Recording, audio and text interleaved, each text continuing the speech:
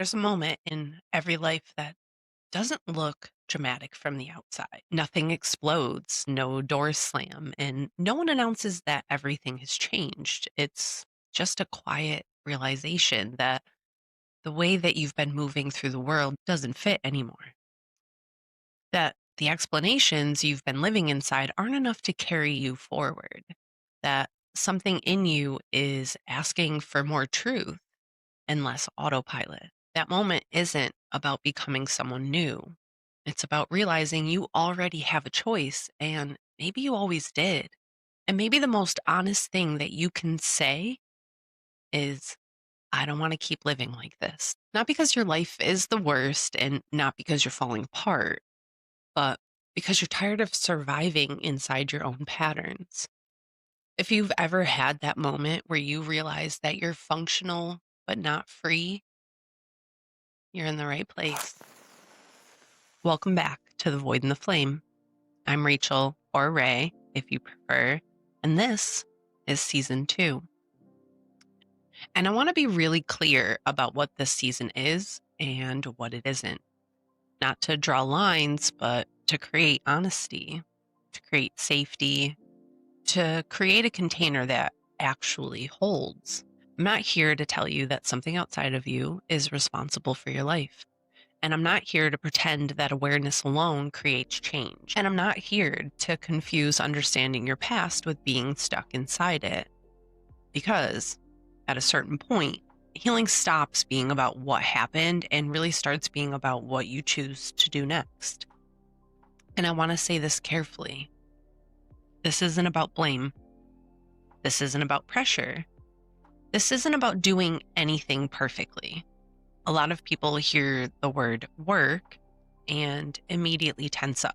So let me be honest about what I mean. This isn't heavy work. Most of the time, it's actually lighter than what you've been carrying unconsciously for years. Because when you stop living on autopilot, you stop paying interest on old pain. This space is for people who want to come back into themselves, for people who want their life to feel like it belongs to them again, or maybe even for the first time. For people who are curious about what might change if they slow down enough to notice where choice already exists. You don't have to do this all at once, and you don't have to do it loudly. You don't have to do it perfectly. Hell, you don't even have to do it at all if you don't want to. But it only works if it's chosen. And because this is a new season and the start of a new year, it feels important to name what actually changed for me this past year. This year taught me something I never took seriously before, and I really want you to hear this because it was something I really needed to hear. And unfortunately, I was not finding this information readily available. So when I say this, I want you to really, really hear this. Self-preservation isn't selfish. I'm going to repeat that. Self-preservation isn't selfish. It's clarifying. And I have to tell you that once I stopped organizing my life around other people's comfort, everything started to move with like less resistance. Not perfectly, not quickly, but honestly. When you start putting your focus on you and the things that you want, listening to your body, and actually honestly owning that, moving through the world like that, having hard conversations with people, even if it may result in the end of a relationship, that is important. Self-preservation is not selfish. It's clarity, it's honesty, and it's yours. So you get to decide how you choose to use it. I'm going to say something here that I wish somebody had said to me sooner. And I'm going to say it to you with warmth because that's how I try to always deliver everything if I can. But season 2 is not for people who want to outsource responsibility. Now, when I say that, I have seen an ongoing trend of people, and I can even say at one point myself included, definitely guilty as charged, using their past trauma and the things that have happened to them as a way to just say, that's just me. I don't buy that excuse. I don't live by that philosophy because you know what? I've been through some stuff too. And the only person that saved me from that, the only person that helped me break free from that was myself. When I got really honest about what was actually my fault and what was my responsibility. Because I think I've said this in season 1, but I live by this quote, which I'm sure is not even the right way to say it. But the basis is it may not be my fault, but it is my responsibility. So it may not be your fault what happened to you, but it is absolutely your responsibility on what you choose to do with it from here and who you allow it to turn you into. So season 2 is not for people who want validation without change. It's not for people who want the universe to do the work, because that doesn't happen. And it's not for people who confuse explanation with exemption. And I'm not saying any of this to be harsh.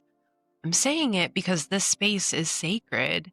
It's extremely sacred to me, and I'm hoping it can become a sacred space for any of you listeners, but I'm protecting it. Not only for myself, but for you too. So season 2 is for the people who want their life back, or maybe want to own their life for the first time. You know, those people who want agency, not answers. People who are tired of repeating patterns, and people who are ready to choose, even when it's uncomfortable. Because the truth is, you don't need more information. You need more ownership. And ownership doesn't have to feel like punishment. It can actually feel like relief. I'm going to pause and give you real world context. Not the dramatic version, not the highlight reel, just what the last 6 months actually look like for me. Because this didn't happen overnight. It was this wonderful trickle effect. And it definitely didn't happen suddenly because I figured everything out. But 6 months ago, when I started this podcast, my life didn't look put together. Hell, if I'm really honest, it probably doesn't even look put together now. I wasn't calm all the time. I was calm, but not to the level that I am now. I wasn't regulated all the time. I could just spiral based on one sentence, sometimes even a word, maybe not even a word, just energy, right? And if I'm being really honest, I was just done with how bad it felt to live inside my own head. If you are an overthinker, you learn that one of the most dangerous spaces that you can be, not only just an overthinker, but if you're somebody who overthinks and then likes to beat themselves up about everything, play the shame blame game with yourself, being inside your head is the worst prison. And it is also one of the hardest ones to escape sometimes, because when you're listening to the sound of your own voice, it's really hard to not believe all of it. So I got to a point where I realized I was over how bad it felt just constantly living inside my head. And I want to name something really honestly. My life felt like it was falling apart. I know not many people actually know what happened to me back over the summer. It was a little series of things, but as detrimental as they were to my life, they were actually a blessing. It's kind of crazy. I know. Stay with me for this. The things that happened to me over the last 6 months have led me to this space of peace, calm, honesty, integrity, morals, and the ability to finally say no, or finally tell people how I feel without having to brace for impact or worry about their reactions and their responses. Because the bottom line at the end of the day, those aren't my responsibilities and they're not mine to carry. Period. My life felt like it was falling apart for a variety of reasons, and not in a movie scene way and not in a hotline crisis kind of way, but in that quiet, more dangerous way where you're functioning, you're surviving, you're doing what you have to do, but you're exhausted from being yourself, which kind of sounds bad because it almost sounds like I'm blaming myself for everything that happened. But here's where fault and responsibility come back in, because some of the things might not have been of my fault, but they were my responsibility to have handled them differently. And unfortunately, I didn't do that with certain things. And with the things I did handle differently, it created different results. And, that was information, that was data, very important and valuable information and data. And the thing is, I wasn't ignorant, I wasn't asleep. I was aware. I could explain my patterns. I could intellectualize my pain. I could connect dots like a professional, but awareness wasn't changing how I showed up in real life. So instead of making one big declaration or trying to reinvent my life all at once, I started making smaller, quieter choices. And that's what I want you to hear. It wasn't one breakthrough. It was repetition. It was 100 tiny moments of not that, not like this, not anymore. That's a big one for me. Not anymore. When you are an empathetic, nurturing type of a person, you will expel a lot of your own energy to try to keep the people around you calm, centered, safe, cared for. And a lot of times you end up realizing in the end of that you aren't getting any of that back, or at least to a degree where you think that you deserve it at this point. And that might sound selfish, but you know what? I have spent a lot of time and a lot of work on myself throughout 41, almost 42 years of life. How much time do I have left? 18 days.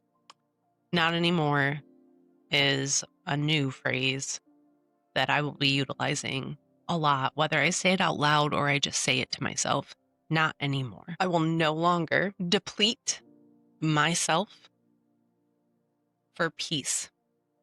I will no longer give all of my energy to people that give me crumbs back. I will no longer give my being to people that want to see me drown.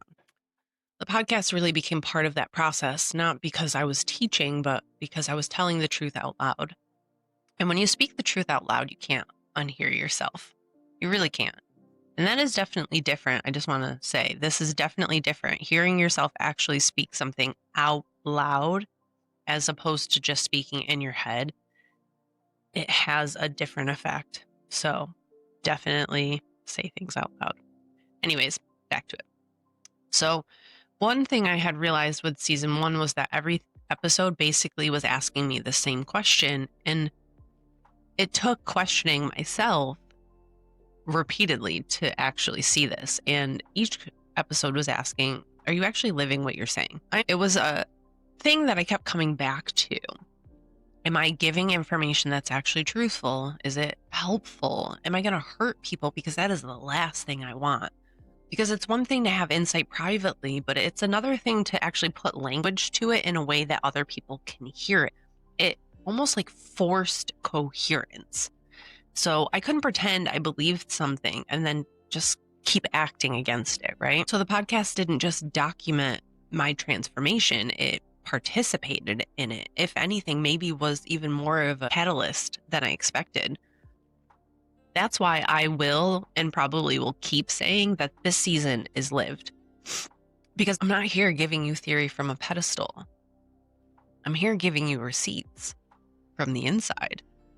And I think that's far more valuable. They have that phrase that if you can't do, you teach, right? Well, I like to think I'm in a unique position where I can do and teach, finally, for the first time. And that is what I'm going towards. Now, before I talked about what changed, I want to name who I was moving as. Because when people hear about growth, they imagine chaos turned into calm, or, pain turned into peace, or purpose. Purpose, for sure. Peace, maybe not, because that wasn't really my experience. What shifted wasn't the content of my life, it was the way I decided to move inside of it. Now, for a long time, I moved through the world as someone who was highly aware, highly understanding, and quietly exhausted. I wasn't explosive. I wasn't dramatic. I wasn't constantly in crisis. If anything, I was the composed one, the steady one, the one who could handle it, so to speak. I explained, I contextualized, I softened, I smoothed. I thought that meant I was regulated. But what it actually meant was I was managing myself constantly. Calm on the outside, tight on the inside. And, after interactions, even neutral ones, I felt drained without knowing why. I replayed conversations. I second guessed myself. I wondered if I'd said too much or not enough. I told myself that was just the way that my mind worked, that I was introspective, sensitive, thoughtful, and some of that was true. But underneath it, there was something else. I was abandoning myself in very quiet ways. Not by saying yes when I meant no, but by explaining when I didn't need to, by making room for other people's discomfort before even checking in with my own, by choosing peace over truth and calling it maturity. And, because it wasn't dramatic, it felt normal. And I think that's why it took me so long to actually see it. There was a moment, and I remember it clearly, not because it was dramatic. Maybe I need to find another word than dramatic, but because it felt unfamiliar. It wasn't a confrontation. It wasn't a big emotional conversation. If anything, it was pretty ordinary. And someone said something small, again, maybe even neutral, but my body did what it always did, right? It tightened, it scanned, it prepared the explanation to find the right words and make sure everything stayed okay. That part of me was ready, efficient, well practiced. And then something different happened. And I noticed it. Not to stop it, not to judge it, just noticed. And there was this fraction of a second where I didn't respond.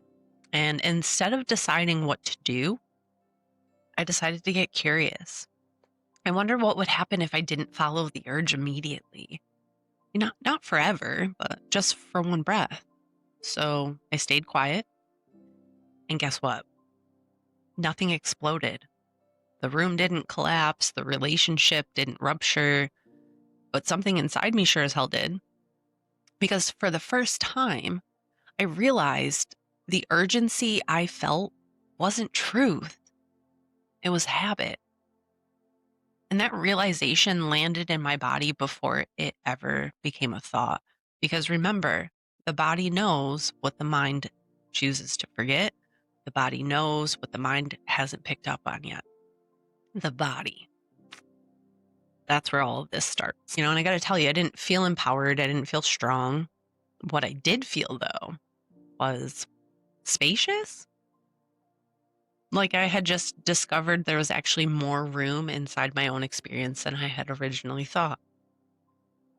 For a long time, I thought the biggest shifts in my life would come from figuring things out, because I feel like a lot of us feel like we have to figure things out. And don't get me wrong, that part mattered.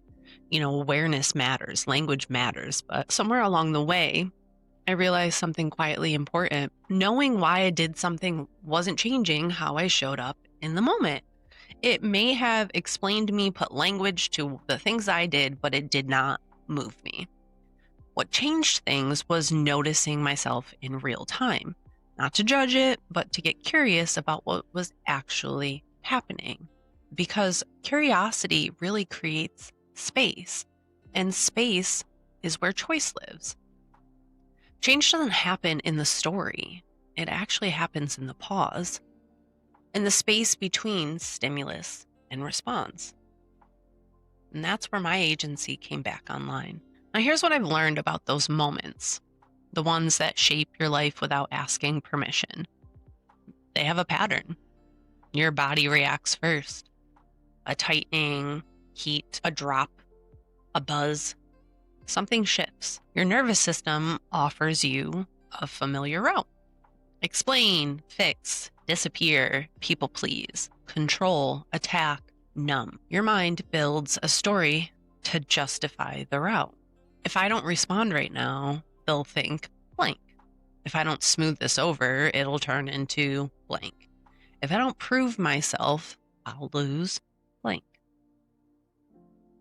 And then, if you're not watching, you act automatically and you call it who you are.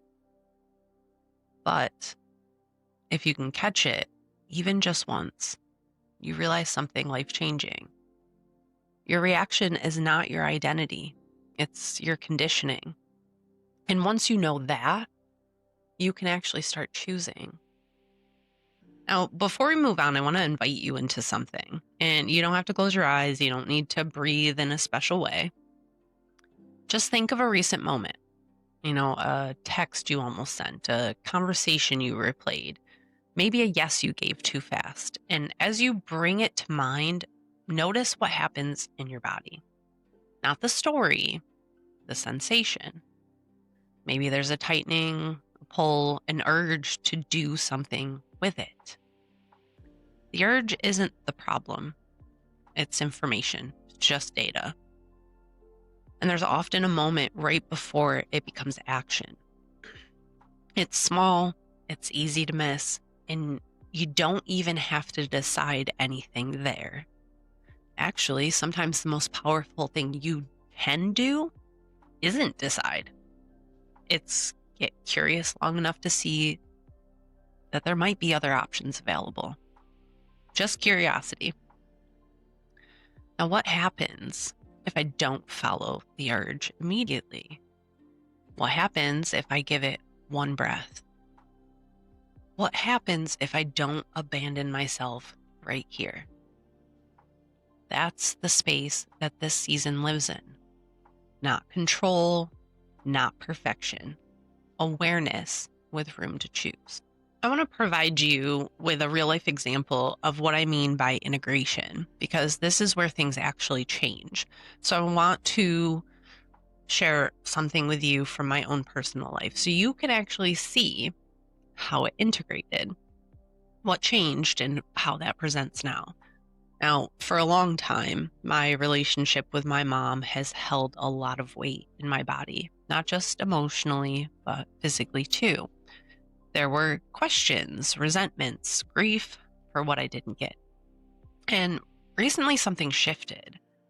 And that's not because the past changed and not because everything suddenly made sense, but because I was finally able to see her as a whole person, not just the place where my pain began. And I had a conversation with her recently where I learned more about our family history. And what surprised me wasn't the information itself.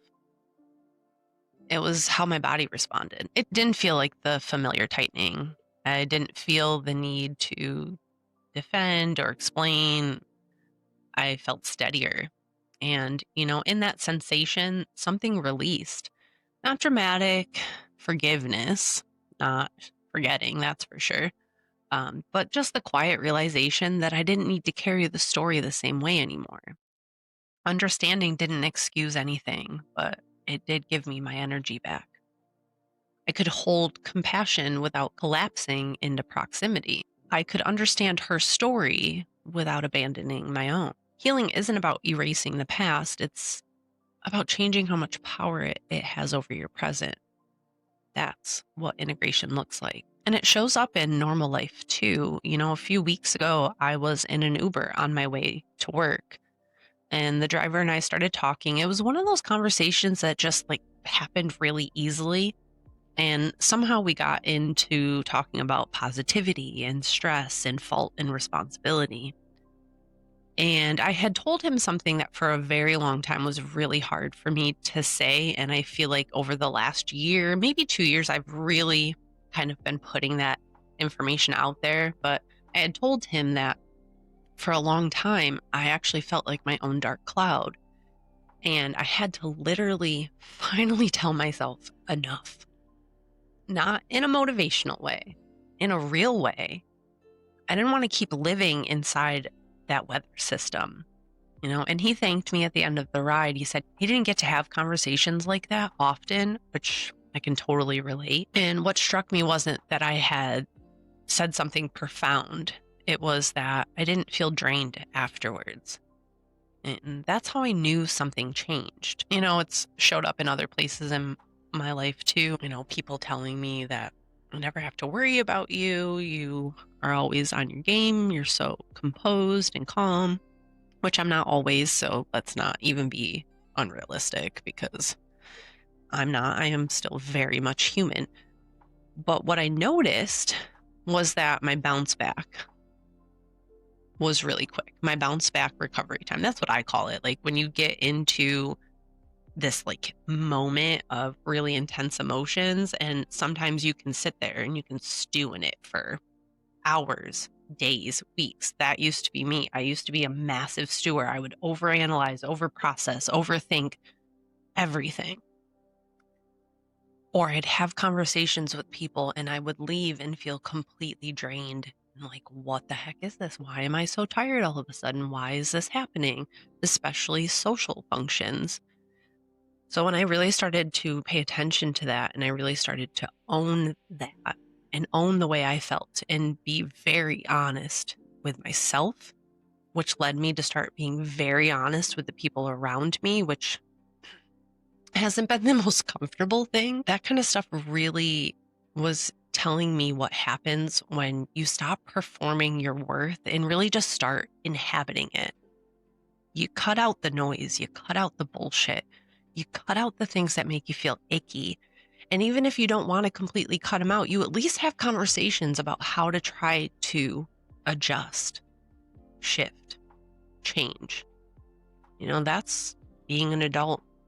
That's honoring yourself and the people around you, being really honest with yourself, holding yourself accountable to the choices that you make, even if there were circumstances and contexts that pushed you in that direction. It's all still your choice at the end of the day, and I will die on that hill. I will absolutely die on that hill. Because if one thing I've learned in all my years of life is that, yeah, some shitty things have happened to me and those weren't my fault, but it was absolutely my responsibility on how I chose to move through the world after that. And now I'm finally in a position where that won't destroy me anymore like it used to. So, thank you for listening. Anyways, there's another place that the shift started showing up. It wasn't public. It was in the quiet moments when I was alone with my thoughts, planning, worrying, thinking about money and timing and how to make things work, because those things didn't disappear. They still haven't disappeared. I still think about how to build what I'm creating. I still notice urgency sometimes showing up. I still want things to move, but something fundamental changed. I didn't beat myself up anymore for staying still instead of forcing productivity.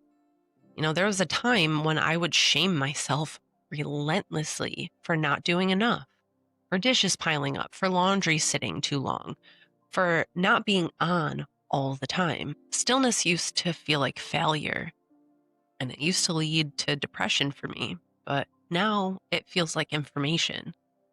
So instead of attacking myself, I acknowledge where I am. I take ownership without cruelty. I build routines slowly without punishing myself for being human. And that changed everything, because shame never made me accountable. It just kept me stuck. And what I'm doing now is quieter, but it's aligned. I say quieter. I've always been pretty quiet, if you know me. Anyways, but I'm building something that I'm actually living, and that matters more to me than fast success. There's still some urgency sometimes, but I don't let it drive anymore. I've learned that the harder I sprint towards something, the harder I tend to fall. So this season of my life isn't about rushing. It's about integrity. It's about peace. It's about building something that doesn't require me to abandon myself to maintain it. And that's how I know that this change is real, because it shows up even when no one is watching. I will give you some examples. Actually, trying to get episode 1 of season 2 recorded and out, I really wanted to have this out a week ago. And a week ago, I said, you know what? It's not happening. I understand putting timelines out there and following through. I get that. And I have tried to do that with this podcast. Sometimes that just doesn't work. It just doesn't. I am a server, and if you are any kind of empathetic person, you realize at a certain point that just engaging with other people can deplete your energy, and sometimes you just don't have it in you to push forward. And before I used to say some pretty nasty things to myself because that would be the state that I was in. And now I don't. I'm like, you know what? This is important to me. And if I rush it, it is going to feel rushed. It's going to feel fake. It's going to feel forced. And I don't want to do that with any episode that I produce and put out for you guys. That's not why I'm here. That's not what I intend to do. That's not what I want. I want to give you guys real, honest clarity and truth in what everything that I've learned in what I talked about in season 1, what that looks like in real life. And through this whole process, something else actually started to happen too. And I'll be honest, I almost missed it. As I stopped managing myself so tightly, people actually started to respond differently. Not in big, obvious ways, but in subtle ways. Conversations felt easier, not deeper, which I love, but easier, less draining. I wasn't bracing before interactions. I wasn't rehearsing what to say, and I wasn't scanning for how things might land. And because of that, I was able to be more present. If something didn't land, I didn't immediately make it mean something about me. And when I did get triggered, because that still happens, I am still human, I recover faster. I bounce back faster. Less spiraling, less cleanup, less apologizing for things that didn't need apologies. And that changed my relationships. Some felt easier, some feel more distant. And, that can be uncomfortable, but it's honest. And honesty has a stabilizing effect. Understanding your past matters. Trauma matters, context matters, but understanding is not the same thing as being powerless. Trauma explains behavior, but it doesn't get to decide it forever. Accountability, the way that I mean it, isn't blame. It's noticing when a reaction belongs to the past and choosing not to hand it the steering wheel and getting curious about what happens when you don't. Sometimes the more regulated choices actually feel harder, but it's quieter, creates less damage and chaos, and it doesn't require you to betray yourself afterwards. Healing at this stage is often doing less explaining, less justifying, less reacting from patterns that don't fit who you are anymore. And once you see that choice exists, even if you might not take it, it's hard to unsee it. That's not pressure. It's actually freedom. Some people do this kind of work on their own, and some people don't want to do it alone. So I just want to put out there that I am slowly opening space for deeper one-on-one work, not to tell you what to do, but to help you hear yourself more clearly and practice choosing differently in the moments that matter. No pressure. It's just an option for the people who, know that they're ready for that kind of support. And that stuff will be out soon, early next week, my website and all that. Anyways, maybe you've seen some of my social media posts in regards to, all of my certifications and the classes I've taken and completed and the work that I've done to really be at this point in my life and try to help people, but also try to make a living doing something that I love, something that means everything to me. And that is guiding people. Not only that, but, really being able to take your agency back in life and be free and find ways to bring yourself peace. Because I can tell you one thing, the world is never going to hand you that. You really need to hand that to yourself. Now, I keep talking about this little tiny moment that people miss, right? This quiet split second or two of time I have yet to put a name to it, and I'm going to do that right now. I call that moment a choice point. So you might be at a choice point in your life if things aren't falling apart, but they don't fit anymore either.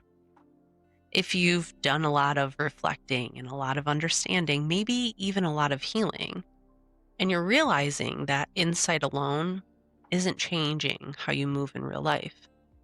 If you're tired, not physically, but emotionally, tired of replaying the same reactions, tired of carrying what doesn't belong to you anymore, or if something in you knows, even quietly, that the next phase of your life isn't about digging deeper into the past, it's about learning how to live differently in the present. And, if none of that resonates, that's okay too. Just notice what, might feel familiar, because that's usually where the door is. So like I said, there's a moment most of us don't even notice because it's quiet. It happens fast. I call it the choice point, and it's the moment before, the text gets sent, before you over-explain, before you shut down, before you say yes when your body is already saying no.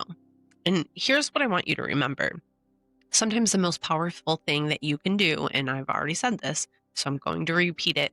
Sometimes the most powerful thing you can do isn't decide. It's get curious long enough to see that you have options. That's what we're doing this season. And later this season, some of this work is potentially going to move out of the headphones and into real space in a way that feels ceremonial, symbolic, and very intentional. I'll share more when the timing is right. Alongside the main episodes, I will also be sharing short fictional stories, real life situations, imagined characters where we slow these moments down and really explore what happens when different choices are made. They're not lessons, they're not instructions, they're just meant to be mirrors. If there's one thing that I hope you take from this episode, it's not a concept. It's the reminder that choice doesn't usually arrive loudly. It shows up in the small moments, the ordinary ones, in how you pause, how you respond, in what you decide to carry, and what you finally set down. You don't have to change your whole life this season. You don't have to do anything, honestly. But if you're open to it, just notice where you already have more say than you thought. We'll take this slowly, one moment at a time, one choice at a time. And if you want a place where all of this lives, the episodes, the stories, what I'm building, there is a home for that coming very soon. Should be released next week, and I will share those details on the next episode once everything is solidified. No pressure. It's just a place to land if you want to stay connected, because one of the big things that I have come to realize through all of this is that community is extremely important. Being able to talk with people, to connect with people. And I say this as I spend most of my time alone, which is kind of crazy, but part of growing is sometimes realizing that what you have surrounded yourself with has been a thing because of your patterns and your past and the way you moved through the world. And that when you change all of that, sometimes you have to start from scratch. And I know that's a scary thought. I know that can be a very scary space for people to be in, because no one wants to feel like they are left in the middle of the ocean, floating out there all alone, waiting for the next danger to pull them under.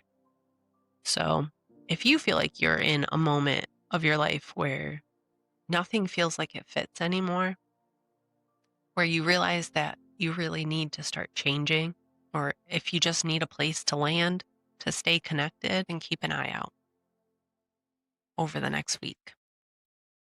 And I would love to hear from you guys. I would love to hear your thoughts on season 1. If you watched it, if you didn't and you're just starting in season 2, that's okay too. I am trying very hard to design these seasons and episodes. They do kind of build upon each other, but I want to try to make them as independent as I possibly can, which is a big reason why I went with the story time addition to the weekly podcast episodes. But I would really love to hear from you. What are you looking for? What do you need? Were there things that you got from season 1 that really helped you? Were there things that really set you back? Feedback is invaluable. People like to think that when they're told something by, say, a boss or something, that it's criticism. And it's easy to look at that in that light because most things that you're unaware of or that are being brought to your attention can feel like an attack. But that's not the case.